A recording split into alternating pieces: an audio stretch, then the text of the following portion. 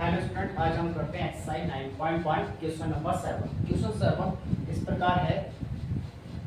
From a point on the ground the angle of elevation of the bottom and the top of a transmission tower fixed at the top of a 20 metre high building और 45 degree and 60 degree respectively find the height of the tower.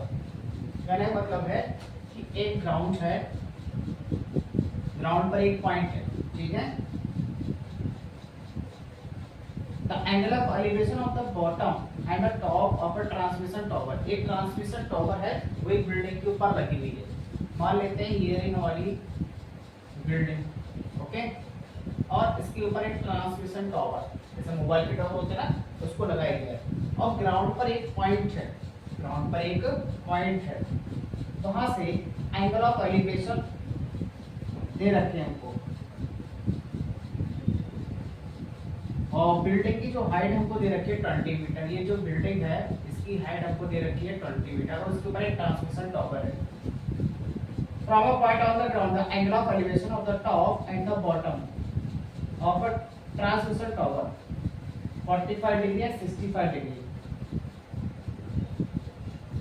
Bottom का तो angle दे रखा है, bottom ये transmission tower का bottom ये होगा नीचे वाला, इसका एंगल ऑफ एलिवेशन 45 डिग्री है।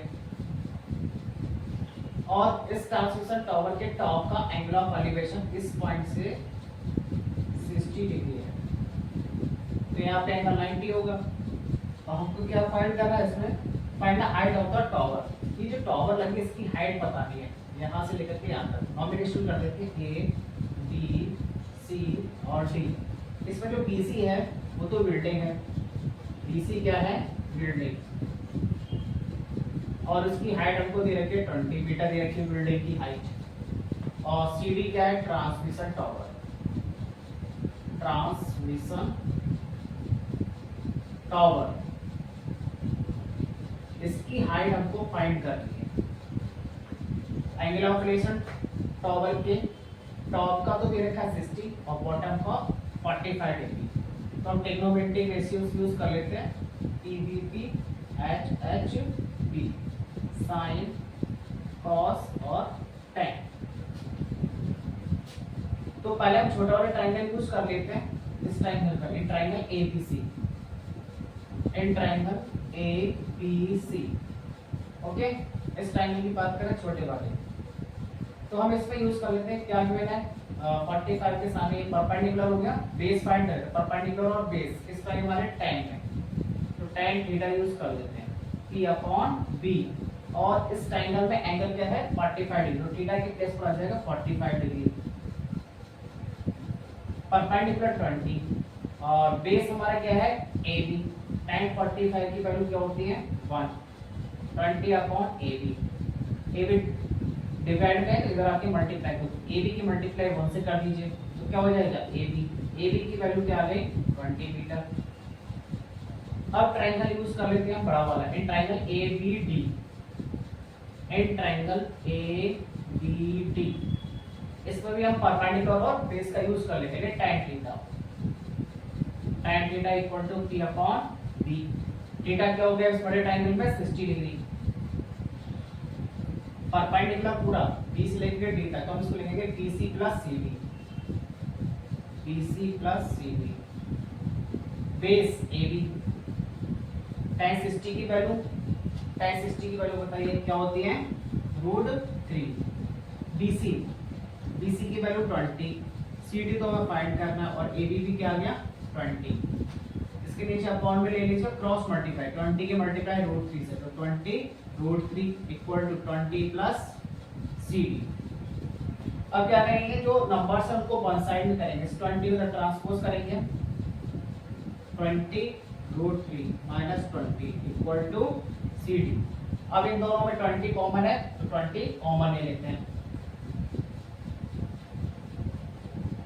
20 कॉमन ले लेते हैं। तो यहाँ से जब 20 कॉमन लेंगे तो यहाँ क्या रह जाएगा √3 रह जाएगा, और यहाँ से 20 कॉमन लेंगे तो 1 रह जाएगा। तो 20 कॉमन, तो क्या रह गया यहाँ पर √3, और यहाँ पे क्या रिमेंड रह गया 1, और इक्वल टू CD। तो CD की वैल्यू क्या आ गई 20 ब्रैकेट √3 - 1 मीटर। ये किसकी हाइट थी? ट्रांसमिशन टावर की। ये हमको फाइंड करना था और रूट 3 की अगर वैल्यू क्वेश्चन में दी होती तो हम उसको पुट कर लेते। Next question number 8।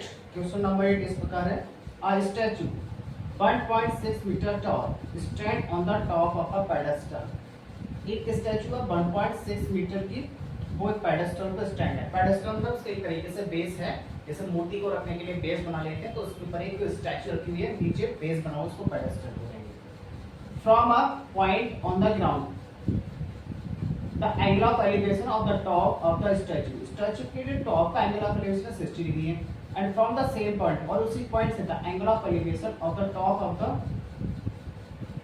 Pedestal. Pedestal के जो टॉप है उसका angle of elevation 45 degree. Find the height of the pedestal. Pedestal की हाइट बतानी है। मान लेते हैं ग्राउंड है और ये इस पर पेडेस्टल है, ओके, ग्राउंड पर पेडेस्टल और उसके ऊपर एक स्टैचू लगी हुई, और हमें हाइट गिवन है इसमें स्टैचू की 1.6 metre. Height of statue is 1.6 metre. ये यहाँ से ले रही है स्टैचू, ये इसका पेडेस्टल है और ग्राउंड पर एक पॉइंट है, ओके। तो स्टैचू के टॉप का एंगल ऑफ एलिवेशन हमको गिवन है 60 डिग्री। यहाँ से ये स्टैचू, इसका angle of elevation 60 degree given है, और पेडेस्टल के टॉप का इसी पॉइंट से angle of elevation 45 degree given है। यहाँ पे एंगल क्या हो जाएगा? 90। तो हमें बताने ये जो पेडेस्टल है उसकी हाइट बतानी है, यहाँ से लेकर के यहाँ तक। तो नॉमिनेशन कर देते A, B, C और ये D। तो BC तो हमारा क्या हो गया? पेडेस्टल। BC क्या है? पेडेस्टल। इसकी तो हाइट हमें बतानी है, और CD है स्टैचू, इसकी हाइट हमें गिवन है 1.6 मीटर। तो इस BC की वैल्यू फाइंड करनी है पेडेस्टल की, ओके। तो अब इसमें पहले हम छोटा ट्रायंगल ले लेते हैं, triangle ABC। In triangle ABC इसमें हम ट्रिग्नोमेट्रिक रेशियोज यूज कर लेते हैं। इसमें यूज कर लेते हैं हम P/B, ओके, P/B यूज कर लेते हैं। तो P/B किस बात होगा? tan theta. हालांकि इसमें कोई वैल्यू गिवन नहीं है, ना तो परपेंडिकुलर ना ही बेस, फिर भी हम P/B यूज कर लेते हैं, तो थोड़ा सा सिंपल रहेगा। tan theta equal to P/B। Theta क्या है इस ट्रायंगल के अंदर? छोटे वाले में 45, तो थीटा के प्लेस पर क्या आ जाएगा? 45। परपेंडिकुलर क्या है? BC, और बेस AB। वैल्यू तो है नहीं तो वैसे रहने देंगे BC और AB। tan 45 की वैल्यू 1 BC/AB। 1 के नीचे 1 ऐड करिए, क्रॉस मल्टीप्लाई करिए, तो इससे क्या रिजल्ट आएगा? AB के मल्टीप्लाई 1 से AB और BC मल्टीप्लाई 1 से तो BC। तो AB किसके इक्वल आ रही है? BC के इक्वल आ रही है। तो इसका यूज अब नेक्स्ट ट्रायंगल यूज करेंगे हम बड़ा वाला ABD। एंड ट्रायंगल ABD, इसमें भी आप tan थीटा यूज करेंगे। tan theta equal to P/B। Theta क्या हो गया इसमें? Angle 60, tan 60 degree. Perpendicular D से लेकर D तक, तो इसको हम लिख लेते हैं BC plus CD। BC plus CD, और बेस हमारा क्या है? AB। और हमें वैल्यू किसकी फाइंड करनी है? BC की। tan 60 की वैल्यू बताइए? √3। BC तो हमें फाइंड करना है, तो BC को तो BC ना लेते हैं, प्लस CD की वैल्यू क्या है? 1.6। और AB के प्लेस पर हम क्या ले सकते हैं? BC राइट कर सकते हैं ना। AB इक्वल टू BC, तो AB के प्लेस पर क्या आ जाएगा? BC। √3/1 कर लेते हैं, 1 लेके क्रॉस मल्टीप्लाई, तो BC के मल्टीप्लाई √3 से, तो √3 BC। 1 से मल्टीप्लाई करेंगे BC प्लस 1.6 पर, तो ये एज इट रहेगा। अब BC वाली टर्म वन साइड कर लेते हैं,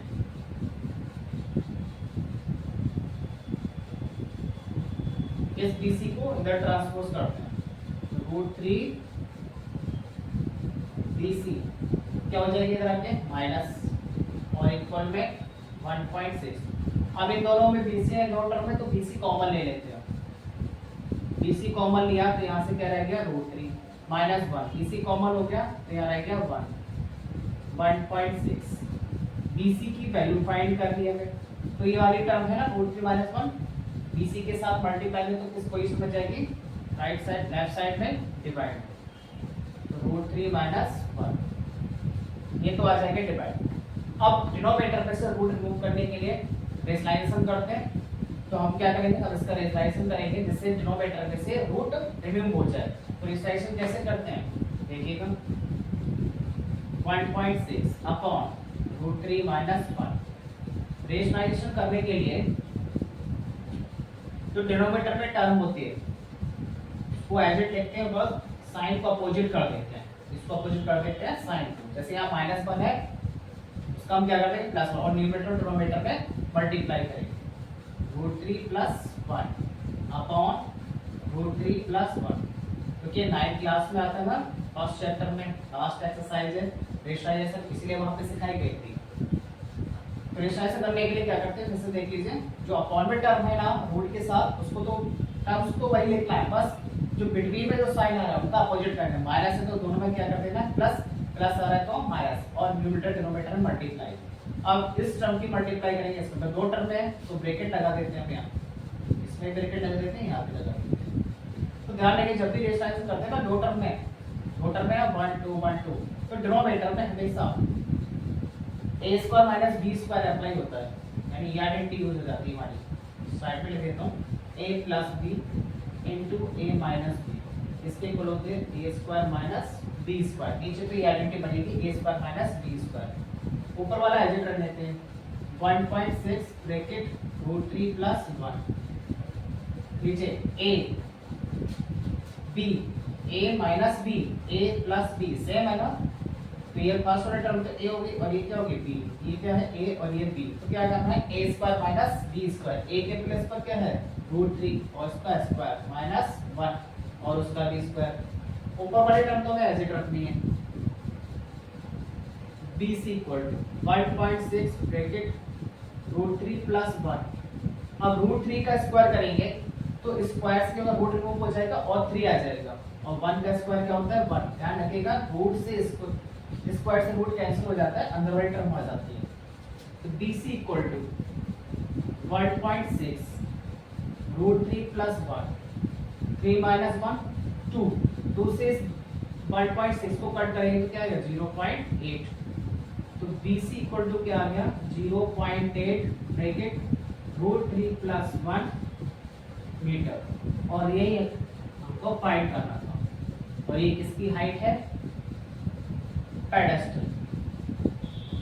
पेडेस्टल की हाइट क्या है bc = 0.8 bracket √3 + 1 metre. Next question number 9। Question number 9 इस प्रकार है, the angle of elevation of the टॉप of a building from the foot of the tower is 30 degree and the angle of elevation of the top of the tower from the foot of the building is 60 degree if the tower is 50 meter high। अगर tower है वो 50 metre high है, find the height of the building. तो building की height बतानी है,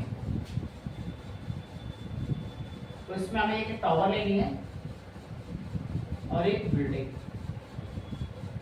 nomination कर देते हैं A B C D. A B तो हमारी टॉवर है, यहाँ लिख भी देते हैं ए बी क्या है टॉवर, और बी सी बिल्डिंग, और टॉवर की तो हाइट हमें दे रखी है 50 मीटर। How much 50 metre. और देखिए क्या कहते हैं, the angle of elevation of the top of a building from the foot of the tower। Tower के फुट से इस बिल्डिंग, बिल्डिंग कौन सी है सीडी, सॉरी बिल्डिंग कौन सी हमारी सीडी। टॉवर के बॉटम से बिल्डिंग के टॉप का एंगल ऑफ एलिवेशन दे रखा है आपको 30 डिग्री। How much 30 degree. आगे and the angle of elevation of the top of the tower from the foot of the building. अब बिल्डिंग के टॉप का, और वो भी बिल्डिंग सॉरी टॉवर के टॉप का एंगल ऑफ एलिवेशन बिल्डिंग के फुट से दे रखा है 60 डिग्री। कितना दे रखा है 60 डिग्री। क्या फाइंड करना है आपको? Find the height of the building, building की हाइट बतानी है, यानी कि ये सीडी जो है ना, इसकी वैल्यू आपको बतानी है सीडी की। करते हैं सॉल्व। तो पहले हम इसमें एक छोटा ट्रायंगल एक बड़ा ट्रायंगल यूज कर लेते हैं। पहले ले लेते हैं ट्रायंगल ए सी डी, बड़ा भी ले सकते हैं, कोई इफेक्ट नहीं पड़ेगा। In triangle A C D, इस बड़े ट्रायंगल में तो यहाँ पे ये जो पूरा एंगल होगा 90 होगा, तो हाइपोटेनस हो जाएगा बेस और ये परपेंडिकुलर। ठीक है, तो इसमें भी हम यूज कर लेते हैं। पहले बड़ा ही ले लीजिए, बड़ा ट्रायंगल ले लीजिए। इससे भी जाएगा in triangle C A B, C A B. तो ये वाला एंगल इसमें 90 और थीटा क्या होगा 60। यहाँ से ये पूरा एंगल 90 होगा और ये 60 एंगल दे रखा है थीटा। तो इसमें हम p अपॉन b यूज कर लेते हैं। तो tan theta equal to p upon b। Theta given है इसमें 60 डिग्री, tan 60 यूज कर लेते हैं। p upon what is the perpendicular ab, और ab की वैल्यू कितनी है 50। बेस क्या है ac, इसको ac लेना है। tan 60 की वैल्यू √3, 50 अपॉन AC। √3 के नीचे ऊपर ले लेते हैं और फिर क्रॉस मल्टीप्लाई, तो AC की मल्टीप्लाई √3 से करेंगे तो √3 AC, √3 AC और 1 से 50 हो तो 50। यहाँ सर AC की वैल्यू फाइंड कर लेते हैं। √3 मल्टीप्लाई में ना तो ये डिवाइड में जाएगा अपॉन √3। रेशनलाइजेशन करना चाहते हैं तो रेशनलाइज कर सकते हैं, आगे देख लेंगे अगर जरूरत पड़ेगी तो। ये क्वेश्चन फर्स्ट, ये किसकी वैल्यू आ गई AC की वैल्यू आ गई। अब छोटा ट्रायंगल यूज कर लेते हैं, in triangle A C D. अब इसमें ये एंगल 90 और थीटा 30, इसमें भी ट्रायंगल यूज कर लेते हैं। tan theta equal to p upon b। Theta कितना 30, tan 30। परपेंडिकुलर इसमें क्या है CD, इसमें हमें फाइंड करना है और बेस है AC। AC की वैल्यू हमारे पास tan 30 कितना होता है 1 अपॉन √3। CD तो फाइंड करना है और AC की वैल्यू है 50 अपॉन √3। इसको ऐसे लेंगे 1 अपॉन √3 CD का, तो CD और ये अपॉन फ्रैक्शन है, इसका क्या हो जाएगा रेसिप्रोकल हो जाएगा, तो √3 तो ऊपर जाएगा और 50 नीचे। इस वाले टर्म का रेसिप्रोकल हो जाएगा एक यानी ऊपर, ये तो न्यूमरेटर अपना ऐसे ही रहेगा। ठीक है, और ये डिनोमिनेटर जो फ्रैक्शन है इसका रेसिप्रोकल कर देगा, √3 ऊपर और 50 नीचे आ जाएगा। ओके, अब देखिए क्या करना है, CD की मल्टीप्लाई करनी है √3 से, तो क्या हो जाएगा √3 और इधर है लास्ट में हमारे पास 1 अपॉन √3 और द CD की मल्टीप्लाई √3 से करेंगे तो क्या हो जाएगा √3 CD और अपॉन में क्या है 50। अब क्रॉस मल्टीप्लाई कर लीजिए, तो 50 की 1 से मल्टीप्लाई 50 और इधर √3 की मल्टीप्लाई √3 से और CD 50। √3 के मल्टीप्लाई √3 से करेंगे तो रूट कैंसिल और एक और ही नंबर आ जाएगा जो रूट के अंदर है, क्या है 3 और मल्टीप्लाई CD की वैल्यू फाइंड करनी तो 3 मल्टीप्लाई इसको डिवाइड कीजिए, तो CD इक्वल टू क्या होगा 50 अपॉन 3 मीटर। और ये कौन सी फ्रैक्शन है प्रॉपर है, तो आप इसको मिक्स फ्रैक्शन में चेंज कर सकते हैं, है ना। तो इसका थोड़ा ध्यान रखिएगा, √3 के मल्टीप्लाई या रूट के अंदर सेम नंबर हो और मल्टीप्लाई तो रूट रिमूव और वही नंबर एक बार आ जाता है। अब इसको आपको मिक्स में चेंज करना है तो 50 से डिवाइड 3 को 3 से 50 में डिवाइड कर लीजिए इस तरीके से 3 50 3 1 जा 3 2 0 3 6 जा 18 अपॉन 2। ये क्या है आपका रिमाइंडर, ये क्या है क्वोशिएंट और ये क्या है डिवीजन अंदर डिवाइडेड। तो नेक्स्ट फ्रैक्शन में अगर लिखते हैं तो कैसे QR upon D। What is the quotient? Quotient is 60, remainder is 2 and division is 3। तो आप इस तरह से मिक्स में चेंज कर सकते हैं। Question number 10 is correct. Two poles of equal height, दो कोने इक्वल हाइट का are standing opposite each other, वो एक दूसरे के सामने खड़े हैं।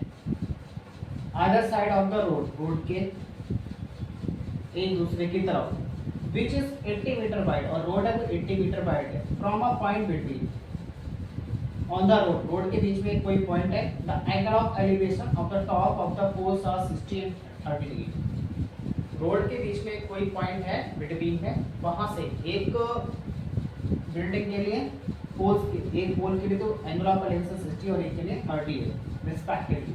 Find the height of the poles, poles की हाइट बताइए, and the distance of the point from the poles, and the distance of the point from the poles, और उस पॉइंट की डिस्टेंस बतानी है दोनों पोल्स से, कितनी दूरी पर है वो पॉइंट। जैसे ये रोड है, ओके, एक तरफ तो ये पोल है और दूसरा पोल, दोनों की हाइट सेम है, इक्वल हाइट में है। नॉमिनेशन कर देते हैं, ए बी सी और डी, और ये रोड है, रोड है हमें दे रखी है 80 मीटर की, कितने 80 मीटर, और इनके बीच यहाँ पे बिटवीन में कोई एक पॉइंट है, मान लेते हैं ई पॉइंट ले लेते हैं, क्या पॉइंट ले लेते हैं, ई पॉइंट, ई पॉइंट ले लेते हैं। तो एक पोल के लिए तो एंगल ऑफ एलिवेशन हमको दे रखा है 60 और एक के लिए 30, ओके। एक के लिए तो एंगल ऑफ एलिवेशन कितना है 60 और एक के लिए कितना है 30, तो ये बन गया एंगल ऑफ एलिवेशन। और ये जो पूरी रोड है वो 80 मीटर की है और दोनों पोल्स की हाइट सेम है, मान लीजिए एच कर देते हैं, ओके। ए बी बराबर C D equal to H, ये क्या है हमारे पोल्स, ठीक है। और A C equal to 80 metre और ये हमारी क्या है रोड है, क्या है रोड। तो अब हमें ये तो ए तो एच की वैल्यू फाइंड करनी दोनों पोल्स की, और ये सी की डिस्टेंस और ई ए डिस्टेंस फाइंड करनी है। क्यों? क्योंकि क्वेश्चन में कहा गया है कि जो पॉइंट है वो पोल से कितनी दूरी पर है, सी और ई ए फाइंड करना है। एक तो सी ई फाइंड करना है और एक ई ए फाइंड करना है, और ये एच की वैल्यू फाइंड करनी है, ओके, यानी ए बी और सी डी। वैल्यू तो कुछ गिवन दी नहीं है हमको, तो अब हम यूज कर लेते हैं। ये 80 मीटर दे रखा है, तो ये इसमें से या तो सी और या ई ए को कुछ मान लेते हैं, मान लो ई ए डिस्टेंस हमने कितने मान ली x मीटर मान लेते हैं, कितने x मीटर। तो बताइए सी कितनी रह जाएगी, ये पूरी 80 है और ई ए x मान ली, तो हम कह रहे हैं सी कितनी होगी, 80 में से इसको माइनस कर देंगे तो वो सी हो जाएगी, तो सी कितनी हो जाएगी 80 माइनस x, ओके। यहाँ लिख देते हैं तो दिखाएंगे, लेट्स माना ए ई या ई ए कितनी है x मीटर, तो सी ई कितनी हो जाएगी पूरी 80 में से ए ई की वैल्यू माइनस कर देंगे, 80 माइनस x मीटर। अब कोई सा भी ट्रायंगल यूज कर लीजिए, ठीक है, चाहे 30 डिग्री वाला चाहे 60 डिग्री वाला।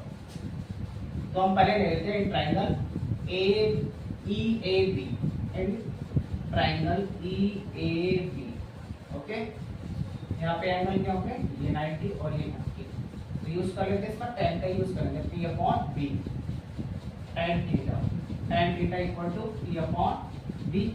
थीटा की वैल्यू इस पे क्या है 60, tan 60। परपेंडिकुलर AB की वैल्यू हमारे पास h है और बेस EA की वैल्यू x, ओके।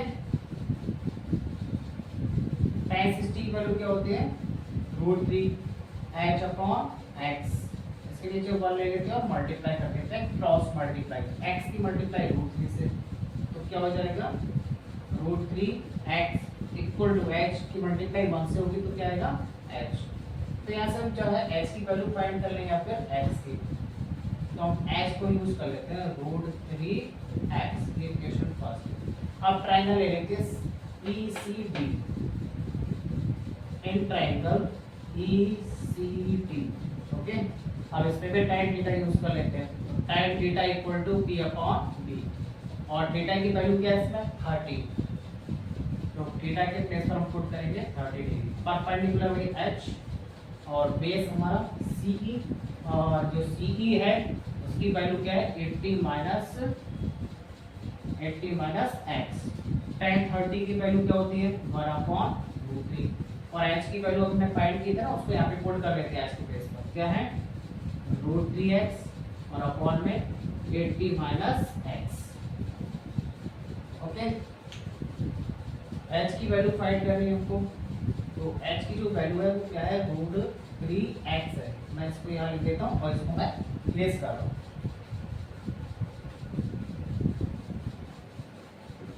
ये ना इक्वेशन प्रोसेस को मैंने साइड में राइट कर दिया। अब कर रहे थे क्रॉस मल्टीप्लाई, तो कौन से 80 माइनस एक्स में करेंगे तो क्या आएगा, 80 माइनस एक्स। इसको भी इरेज कर देते हैं।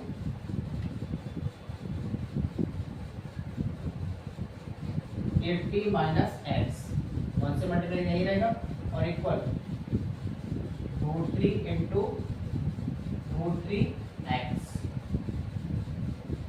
80 माइनस एक्स, अब √3 के मल्टीप्लाई √3 से करेंगे तो क्या हो जाएगा, 3 हो जाएगा, रूट कैंसिल हो जाएगा, 3x। इस x वाले को इधर लेके जाइए तो ये माइनस को उधर जाके प्लस हो जाएगा, plus x। 80 3x plus x 4x। 4 multiply इसको डिवाइड में साइड कीजिए अपॉन 4 इक्वल में क्या रह जाएगा, x। 4 से इसको कट करो 20, तो x की वैल्यू क्या आ गई, 20 मीटर। x क्या था, EA, एक तो हमें EA फाइंड करना था, वो 20 मीटर आ चुका है, एक आंसर आ गया ना। और दूसरा में CE फाइंड करना था, CE कितना था, 80 माइनस एक्स। CE की वैल्यू क्या थी, 80 माइनस एक्स। इसका यूज करिए CE का, CE इक्वल टू क्या थी, 80 माइनस एक्स। तो यहाँ पे x की वैल्यू पुट करिए, क्या है 20, तो CE की वैल्यू क्या आ गई, 60 मीटर। दूसरा आंसर आ गया। और h की वैल्यू फाइंड करनी थी, तो h क्या है हमारा, √3x। x की वैल्यू पुट करिए यहाँ पे, x की वैल्यू क्या आ रही है, 20, तो 20 √3 मीटर। तो इस तरह से तीनों आंसर आ गए ना, हाइट भी आ गई और ई पॉइंट की दोनों पोल से डिस्टेंस CE और CA।